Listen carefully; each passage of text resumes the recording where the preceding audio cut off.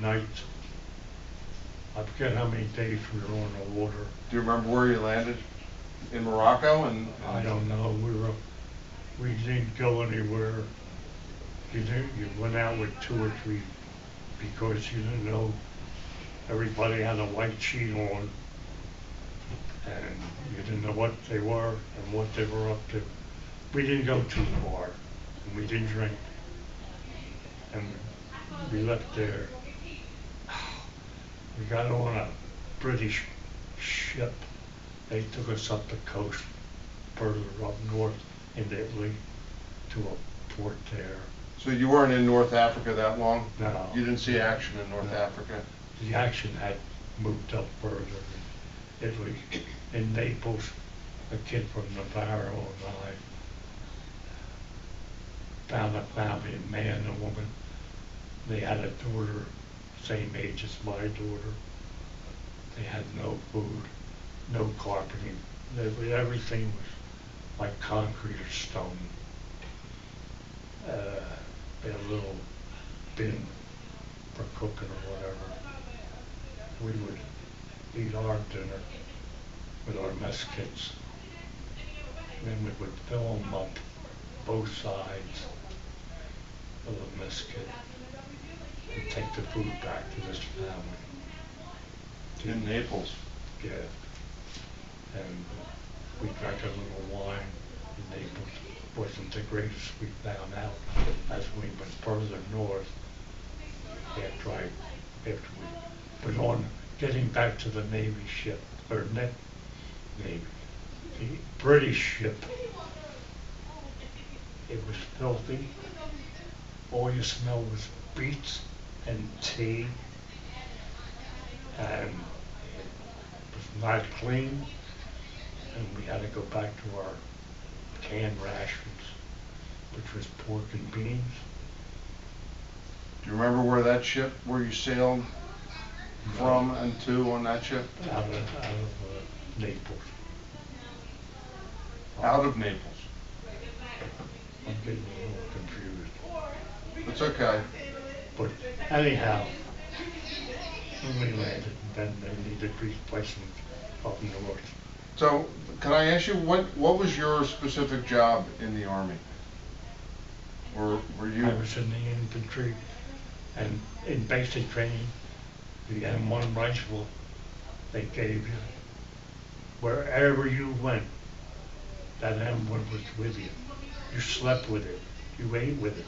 You went wherever you had to go. If you went to the bathroom, that was besides. You didn't go anywhere. So I saw on the biographical form you filled out, you mentioned a BAR. Yeah, that was a good rifle too. So that was heavy, heavier than what the M1 was. And that's what I hear. Everybody who says they had a BAR said that's the first thing they say. It was heavy. And then they showed us, said us on the mortar shot.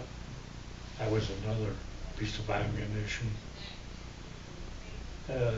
So so you went north in Italy. Yeah. I don't remember where we landed to get on ground, and then when the divisions up north or further north needed troops, we were the replacements. And like I said, so were you involved at Anzio?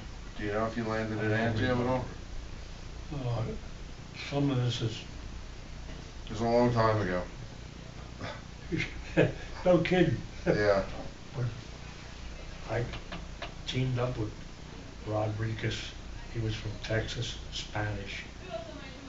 And when we were called up to this 10th Mountain Division, Captain Luther, he was an All-American college football player from the University of Nebraska. He was a big guy. And 10th Mountain were ski troopers and mountain climbers. And Rodriguez and I were sent up to the 10th Mountain to be interviewed, and Captain Luther didn't want us because we were married, had families. And then Rodriguez went on his Spanish spiel, and Captain Luther didn't give a damn what he heard from Rodriguez. And finally we convinced if anything was going to happen to us wherever we were, it was going to happen. It was in God's hands. Anyhow, finally, Captain Luther accepted us. And we had a great time. We went on patrols, 12 men. And if you were going to sneeze, you better put your finger up against the bottom of your nose so if you're on patrol, you don't want them Germans to fly, and that would stop the sneeze. No coughing, naturally no smoking, but These night patrols or day patrols? night. Yeah, it was night. And then in February, we went on a big push, and we caught hell.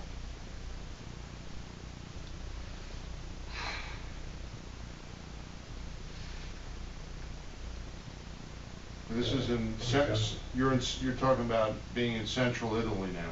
Yeah, and we were in the mountain, out Belvedere. Is this near a casino? I don't remember that part, but there was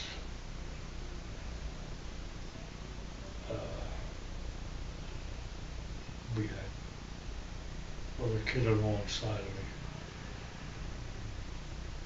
He was calling for his mother.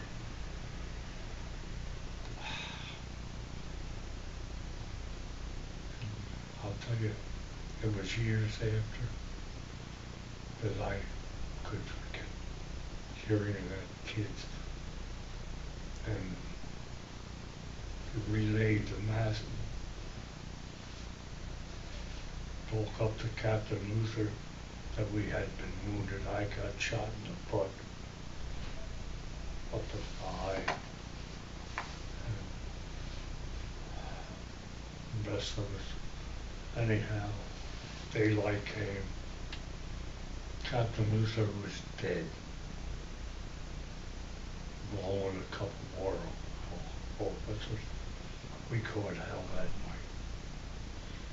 Was it mostly arms fire, or was it mostly artillery? Mostly arms.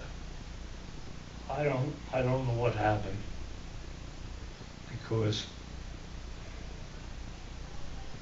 we were scared, and I don't give a damn who you talk to. They can't say they weren't scared. They were scared. And then it got us to the hospital, do the first aid, and the surgeon was from Chicago, come out the next morning, and he said to me, "You're one lucky man." He said, the bullet went straight through, came out, missed your artery, and missed the bone.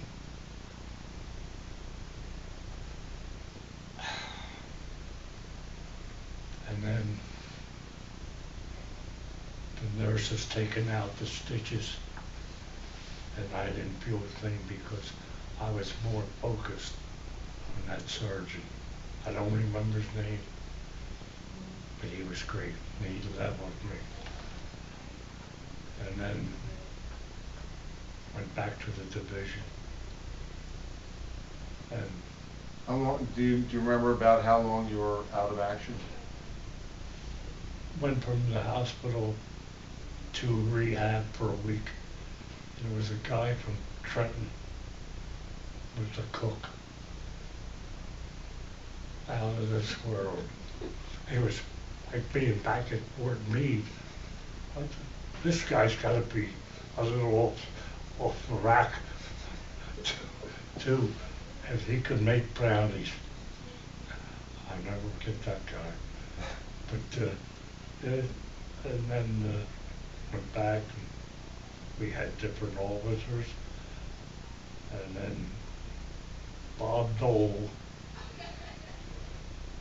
was signed to us. He was out of the officers training. We called them 90-day wonders. Everything was by the book. Bob Dole came in and told the sergeants, we're going to do what you've been doing. I'm not going to look at the book. And the sergeants did everything they could to help him. And then we had howitzers, 105 howitzers. We were bivouacked near them. And the Germans knew where they were. And we knew where the Germans were, and we knew where the 105s were, and they were powdering us. And then we went on another push. And Bob Dole got wounded very bad. We carried him, four of us carried him back to a first aid station. Sergeant Goosejack. He was from, afterwards he was from Englishtown. He became the mayor there and had a chicken and egg farm. Great guy, and Jewish. Oh, and an order came down. If the Jewish were in combat, they could be sent back where it was safe for them. And Goosejack had his vocabulary, and he didn't go back. He stayed with his men, and he was a great guy, great sergeant. He detailed orders to carry Bob Dole back to the aid station. That's not the way it reads in Bob Dole's book that he wrote.